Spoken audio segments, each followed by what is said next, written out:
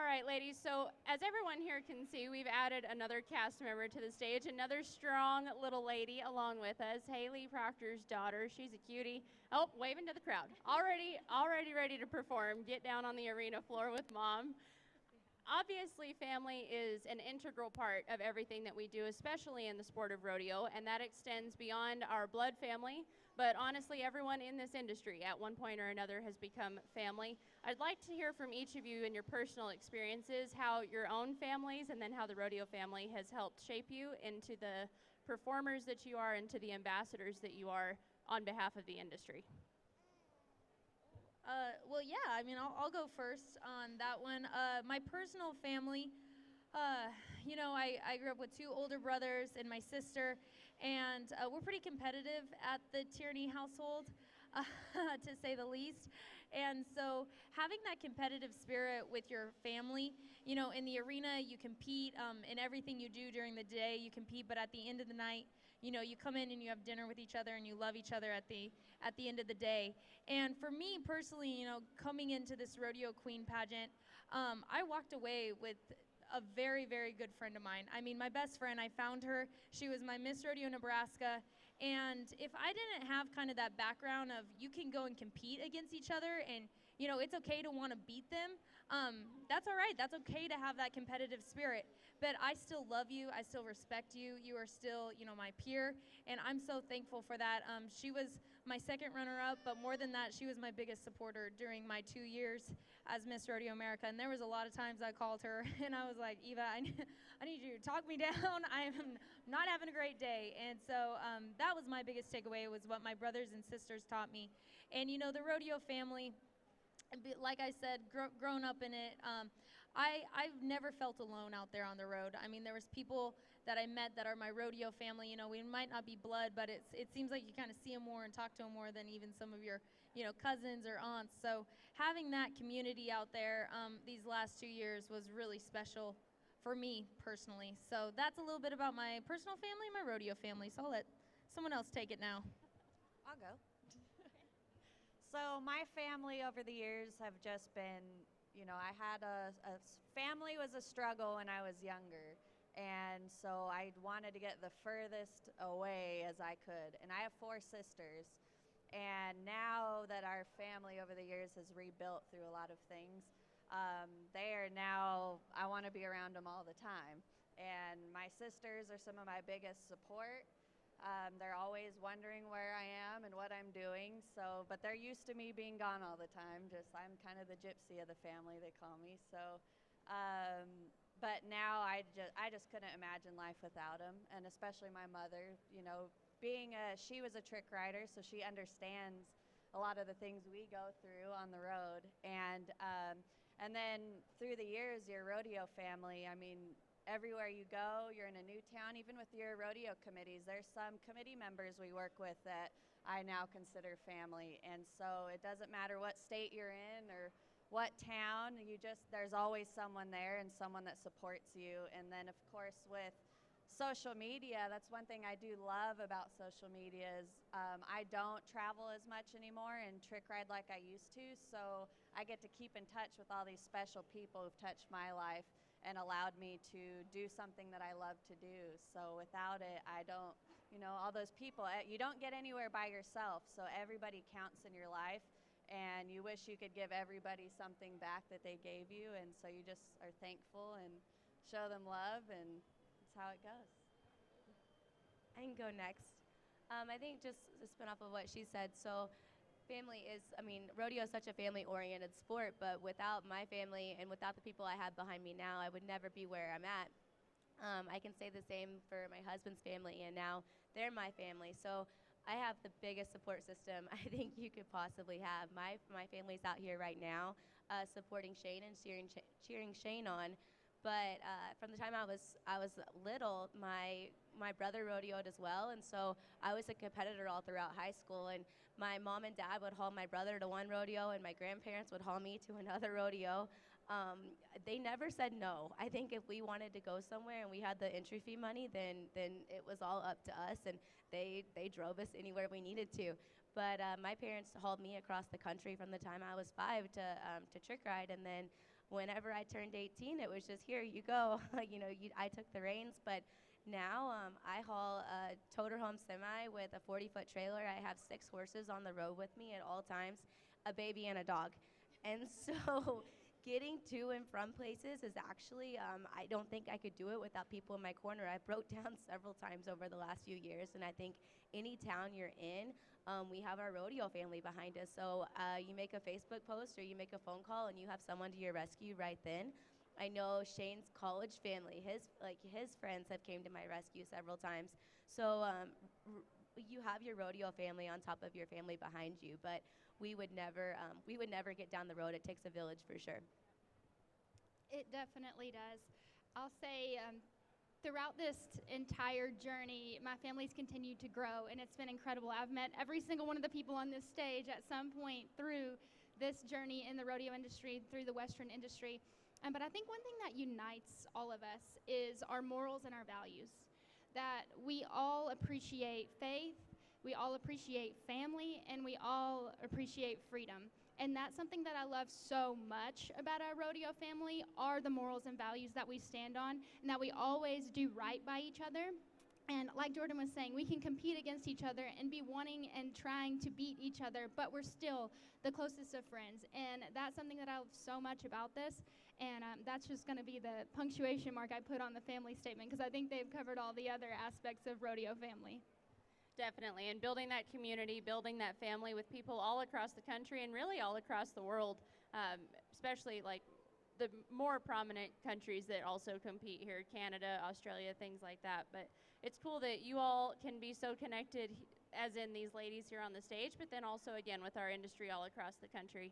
I'd like to dive a little bit more into the specifics, and this question will be for Lisa and Jordan.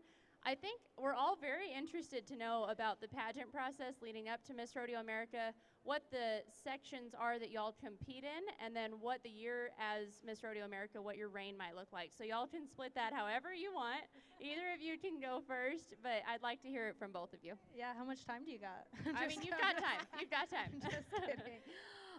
So I'll just cover a little bit of the specifics of the pageant. So it is an 8-day pageant. It starts a few days before the Wrangler National Finals will start. So I got out here the Friday after Thanksgiving, and we wrapped up just on Sunday. So 8 days starts with, an impromptu question on stage and check-in, and all the girls will move in more clothes than you thought possible to wear in 8 days, because they've got interviews, they've got speeches, they've got horsemanship, they've got fashion show, they've got coronation dress. There's so many clothes. I just really can't stress that enough. And then they have horsemanship, and a lot of people don't understand how horsemanship works at the Miss Rodeo America pageant. So these girls do not get the opportunity to ride these horses beforehand. They are in the back, they are saddled, they've been warmed up previously by someone else that is on the horsemanship committee. The girls will go back there, get on the horse. The people will literally side pass them down for the girl. The girl doesn't even really get to do that. They'll turn them around right into the arena, and they will go do a reining pattern that is picked by the judges. There's 3 patterns. It's probably the most nerve-wracking. Personally, I thought it was the most nerve-wracking part of the competition, and a lot of people always ask me, well, aren't you just so excited for horsemanship? Because, you've been on a horse your whole life. I'm like, yeah, and I know what horses can pull on you, and it's nerve-wracking. You don't get to ride these before you go in. So that does happen in the front end of the pageant, so you kind of get that out of the way. And then they have extemporaneous speeches. They have 2 different sets of interviews that are both 10-minute long. They have various impromptu questions, a fashion show that is a very, very high production that they will rehearse all week for. Just a lot of events, but it's to emulate what you're going to be doing as Miss Rodeo America. As Miss Rodeo America, your schedule is go, go, go, go, go. Now, my schedule was a little unique in that I was during COVID, so I had some downtime, but I'll let Lisa talk about kind of how intense it is when you have a 365-day reign. Oh, yeah, for sure. You had a, 670-day reign or something like that? What does that make? No, way longer than that. I can't even do math. 730-day reign, yeah. But yes, it is very intense. I've always said a rodeo queen is like an all-around cowgirl, because they have to be so well-rounded. You can't just talk the talk. You've got to walk the walk, and you've got to look the part. And so one thing she didn't mention is the written exam. They do also grill you on PRCA history, PRCA rules, WPRA history, WPRA rules, current world standings, world champions, so on and so forth.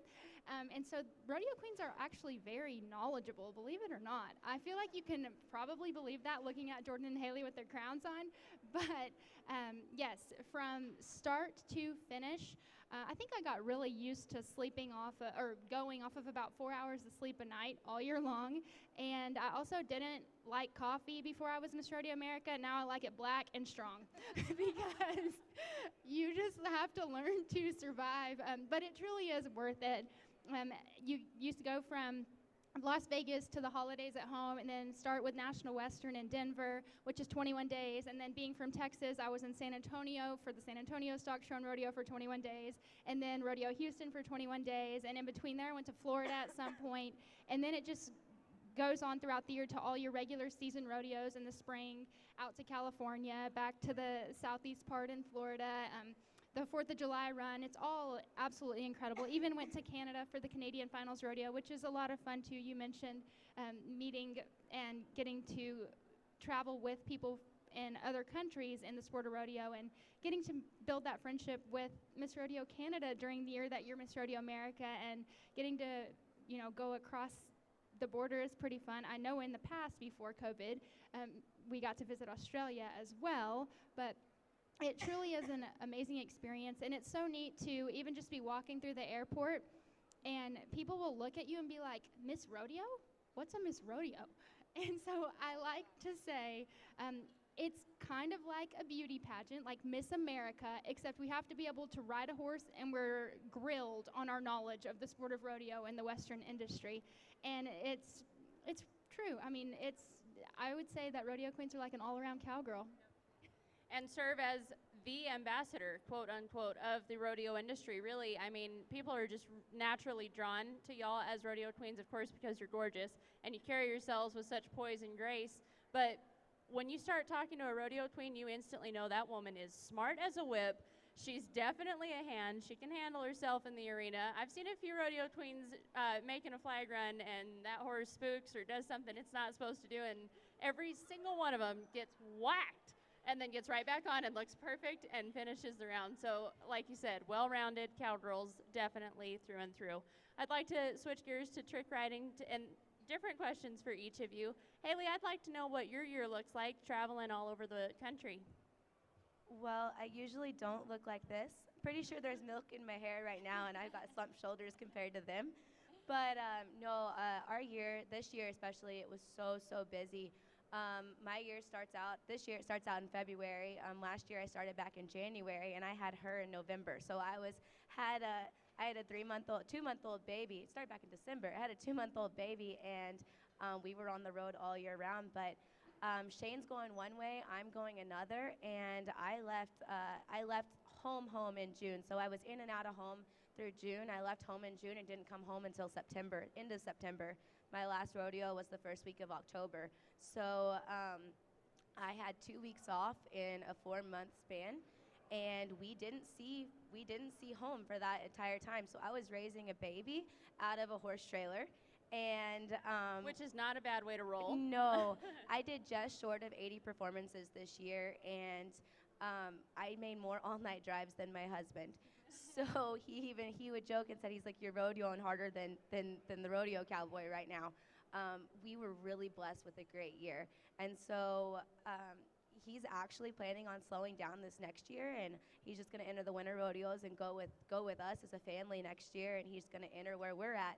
But I tell you, missing him and being on the road and just seeing him a day or two out of every few weeks is really hard on a family. So we survived, and we love what we do, so we can't complain. But it does take a toll on you. It's not everyone sees the glitz and the glamour. We're out there for 3 minutes, 4 minutes at a time. But there's a whole lot of preparation that goes into those 3 and 4 minutes. And so they don't see the wrecks that I take out in the arena, and they don't see the time that I put my turbo back together with a pop can. I was pregnant with her when I did it, so I had this big belly, and I was trying to mechanic on my truck. But No, I think that's part of what makes us who we are. And the road is definitely well traveled and less traveled. So You want to talk about more all-around women? I don't know. This crew up here could probably get us out of a lot of trouble if at any point. Brandy, I'd like to talk a little bit more about your experience with the Regatta Girls, and then in a minute I'm going to ask each of you a favorite memory from your careers so far. And I would love to hear more about the Queen of England situation, but talk a little bit about your time with them and what performing and working with them looked like. Yeah, so like I said, at Regatta, we had an at-home program where we had the younger generation coming up, learning to ride, learning. Regatta had a system to everything. There was a way you got out of the pickup, got the trailer unloaded, got the horses put up. At the ranch, there's a special raking pattern. We rake every lane, keep everything clean, which again, I thought as a kid, this is a little excessive. We're gonna walk right over it, right? But then as you get older, you find yourself raking the lane, keeping things clean, and the pride to keep the barn clean. So Regatta going down the road, whereas someone like my friend Haley here, she is the show. It is all on her to carry, and she does it very well. When I was my with rows are also never raked properly. Well, we were more scared of Jennifer when we were 12 than anything, so she's a pretty good coach. But what was nice about Regatta is we were on you had a whole team together. So there's 5 girls out there trick roping, 5 girls out there trick riding, so you could really rely on each other and cover things up if something goes wrong. So when I decided to slow down and step out of Regatta, I realized I was out there by myself and they can see everything I'm doing. And so that's one thing I really, really love about Regatta is just the team camaraderie. There's a purpose to everything. Not any one thing is on anybody's shoulders, but you all help change the tire. You all help, do everything. So it's pretty special to be able to do that. And then the girls I grew up with at Regatta are still my very best friends now in life. And because that experience will never go away. And we've all stayed very, very close. And without each other, I don't know that we all would have gotten through certain things that we all went through personally.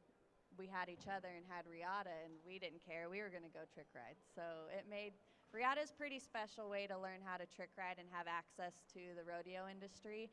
And not everybody goes on to do it like I did.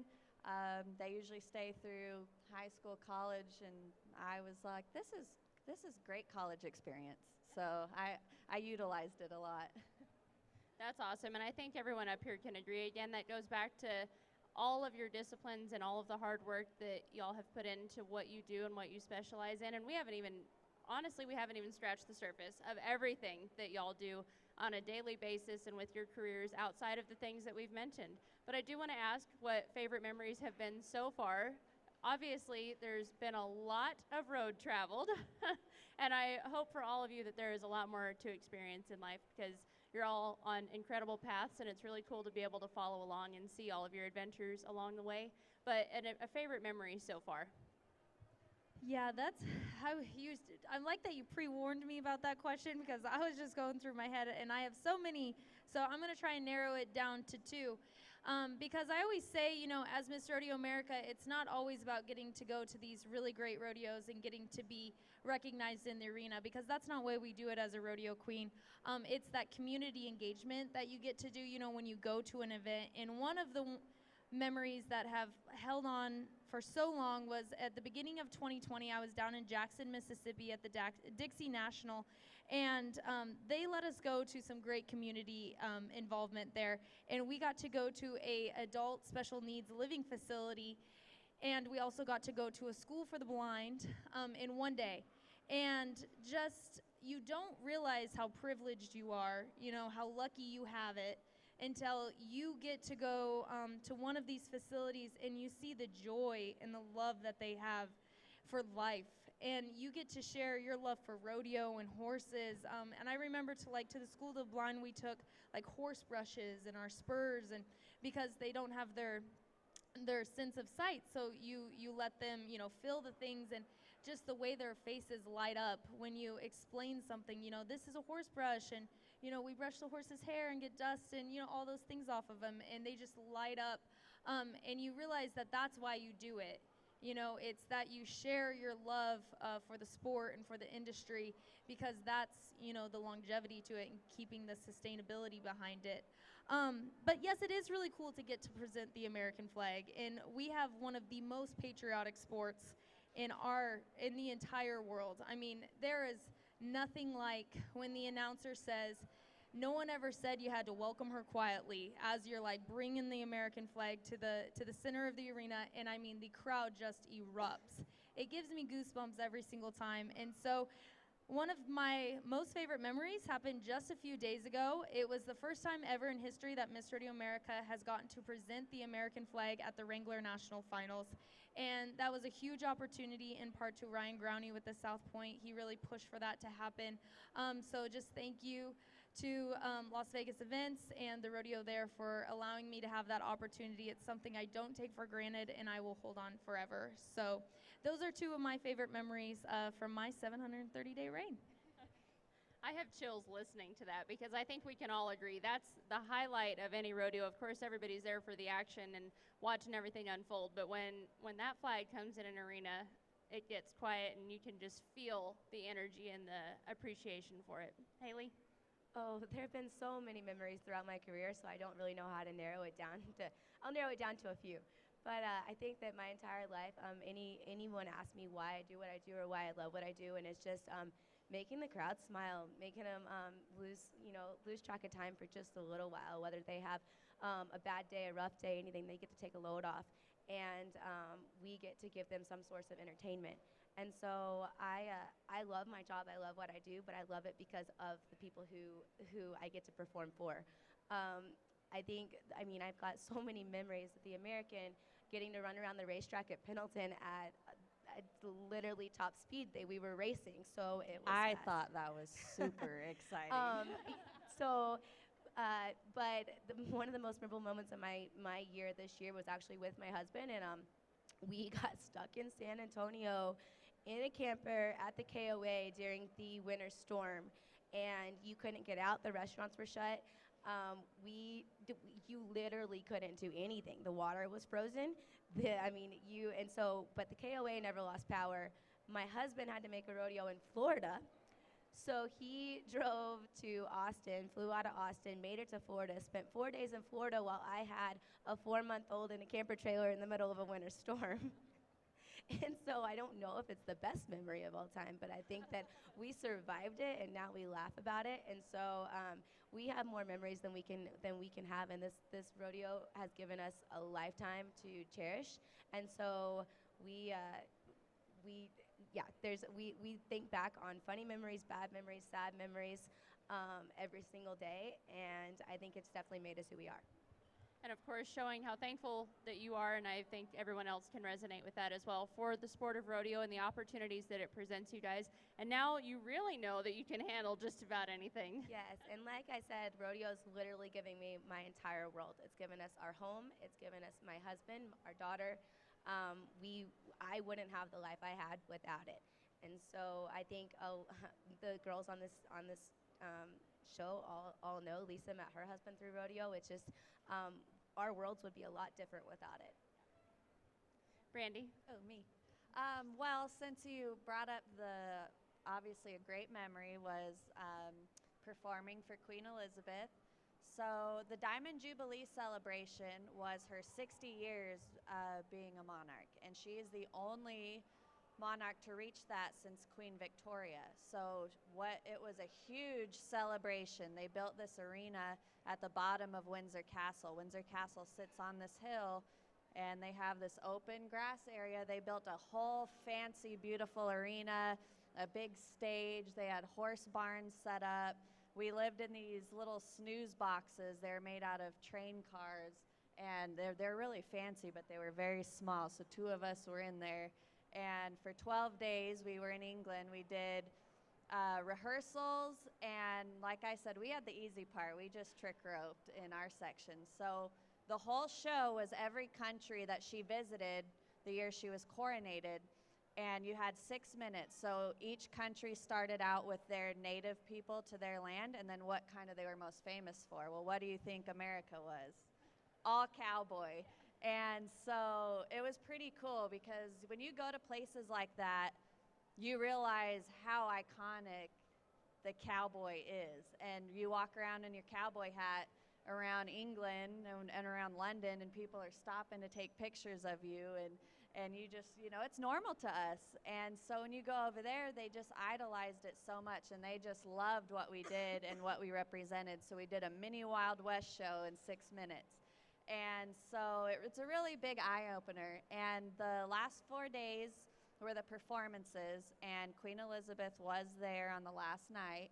And I trick roped with my mentor, Jennifer, on the stage in front of the royal box. So she was from here to right there, and I didn't know if I was allowed to look at her or smile. It was very Avoid eye nerve-wracking. contact. Yeah, what's the rules? I don't know the rules, So it was a pretty incredible experience. And then you're meeting all these other people from these incredible other countries, and you can see the way they ride their horses, the equipment they use, and the things they do.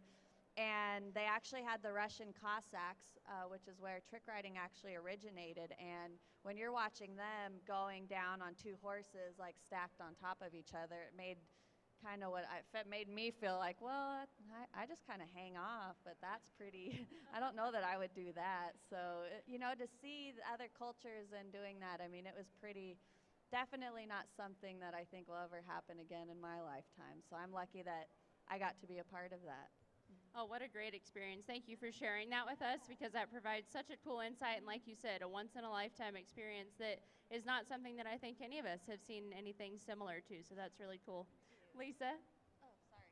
You're fine. So some of my fondest memories actually relate to the men in my life, my dad and my husband. My experience as a rodeo queen, as Miss Rodeo America in Texas, were incredible, and one of them does relate to that. I actually did meet Anthony, my husband, Anthony Lucia, before with Miss Rodeo Texas. But going into Coronation Day at Miss Rodeo America, my dad showed up in a ball cap and I don't know what kind of shirt, not a pressed shirt. And He had one job. yeah, It was to come in the right kind of attire for coronation. Exactly. And I didn't know this until after the fact, but he's a farmer, right? You can't blame him. And also, my dad instilled humility in me my entire life. And I think it was just one of those very humbling moments, because after I was crowned, I saw him in his ball cap, which he never wears, by the way, but he was super casual. And he just looks at me, he goes, "I'm sorry, I thought you were going to do good, but I didn't know you were going to win." Like, I didn't know my daughter would win Miss Rodeo America. And I'm like, well, it's just like you to keep me humble. Thanks, Dad.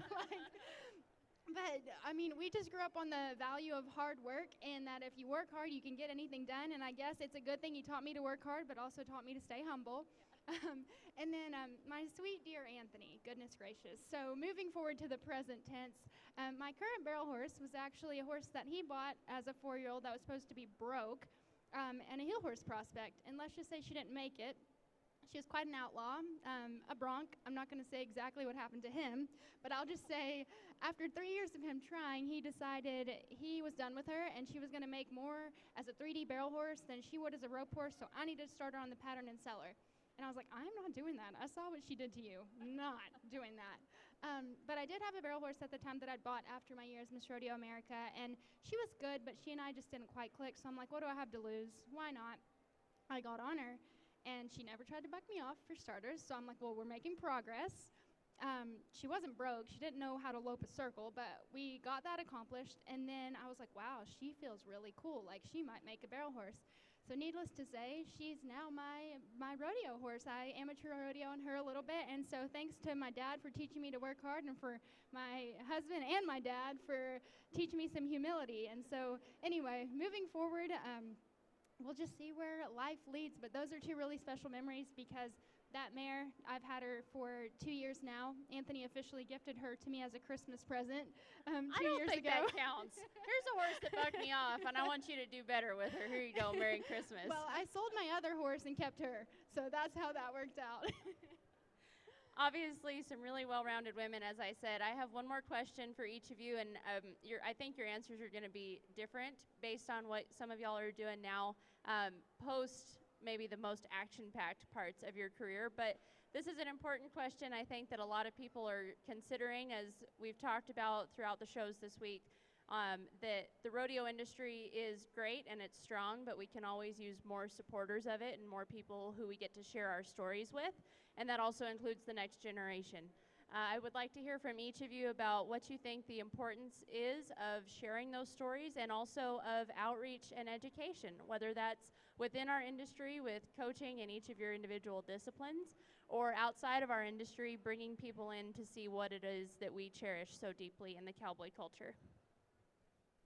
I can start. I am a teacher by degree, so I don't mind talking about this a little bit. I actually was an agriculture science teacher, so I taught high school ag before I won Miss Rodeo Texas. Thought I'd be back into that, but I'm actually finishing my third and final degree, praise the Lord, hallelujah. But also thank you to the Miss Rodeo America Scholarship Foundation for paying for that. But I believe it's so important to teach people about not only each and every single one of our disciplines, but about our industry as a whole, about farming, ranching, agriculture, because people are scared of what they don't know. They're terrified of the unknown. And so if we allow people to put false information out there, that's what they're going to know and what they're going to share and what they're going to believe. So it's up to us, the ones with the experience, to instill that, to show people our passion, to show them our hearts, to show them our humility, our kindness, our goodness, and show them what the Western industry is about, and show them the good sides, and not be afraid to have a conversation. And rather than getting upset when someone doesn't know, when someone's misinformed, we actually try to relate with them and get on their level and communicate openly with people, because I believe open discussion is the way to continue to draw people in and to close that gap, to bridge the gap. I can go next since I have it. No, I'm firmly like, agriculture is the backbone of our country, and rodeo is part of agriculture. So it is our job to influence the next generation. It's our job to bring up the next generation, and the next generation is our future. But trick riding itself, it's a dying art. So there aren't a lot of us out there. There aren't a lot of girls that do it. Right now, it's actually bigger than it's ever been, and it's because there are so many schools and so many clinics and so many people like Brandy and like Madison McDonald who are putting on schools all over the country. I do lessons when I'm home, and I try really hard to get everybody in, but I'm not home very often, so I do lessons on the road. But it's talking to those little girls that come up and have stars in their eyes and want to be just like you, and it's talking to the adults that are asking, how can we get our kids into this, and giving them the time that they need, because there's a lot of people that just brush them off, and you can't brush off people that you want to start something that you're finishing. So I really think that just taking the time to talk to people is what rodeo needs, and I think the contestants and the acts and the Miss Rodeo Americas, they are keeping rodeo alive.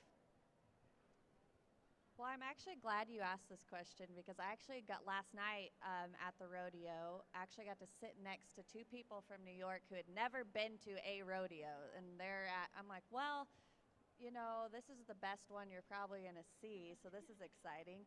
So actually being able to sit next to someone that has no idea what they're watching and really talk them through each event and whatever question they had, and see their just brains turn, and then by the end of the rodeo they're just up in their seats and just having a great time. But just being able to take that time, now they're going to go tell their friends, you know, who have never been to a rodeo, and they're going to learn about animal care, and that, you know, we don't hurt our animals, we love our animals. That's what's so amazing about it. And then like with Riata, I grew up that way. I grew up being mentored and then turning around having to mentor.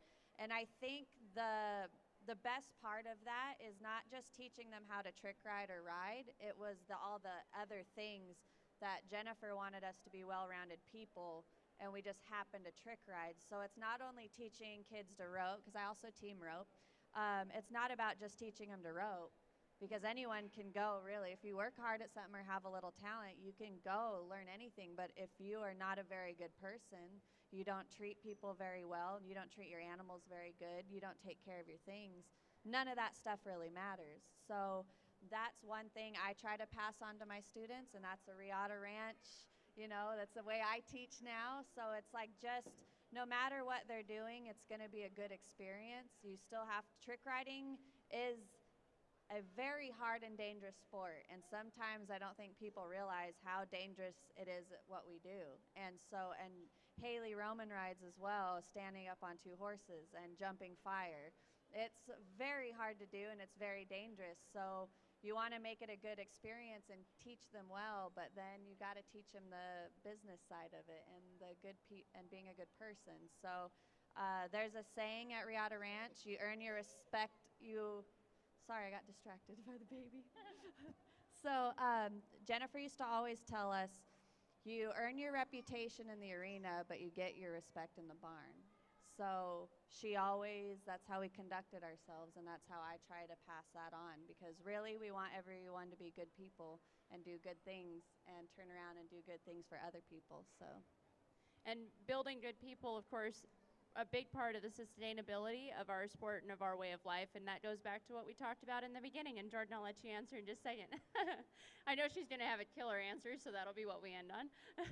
But going back to what we were talking about in the beginning, the way that we were all raised and the experiences that we've had have shaped us into the people that we are today. And I think it's important for people to understand that even in an everyday interaction, like you said, sitting by someone who is unfamiliar with our way of life, something like that at the smallest level can be so impactful, and those little things add up and really do matter for the future of the industry and of the cowboy way of life. So Jordan, go ahead. Yeah, I mean, there's a lot of things going on right now in my brain that I'm like, I gotta talk about this, and this. But I'm gonna bring it back to what Lisa and Haley said about people are scared of what they don't know. So share your stories, but also have your facts. And have them ready, because facts are hard to argue with, and that's if you have a factual basis for what you have to say and you can back it up, then that's going to hold up, and that's going to have your integrity, not only in you but in our industry. And what Haley said about we have to influence the young.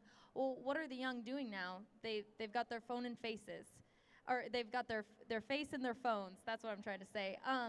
So social media is a huge thing right now, and I see so many ranch wives, rodeo wives, doing a phenomenal job right now on social media, sharing life on the ranch, life as a rodeo wife, just sharing their life and sharing facts. There's this really great lady out of Nebraska. She's a huge advocate for beef, and also a lady out of South Dakota. Her name is Amanda Radke, and she is a huge advocate for beef. And although beef is not rodeo, it is still agriculture, and it all connects.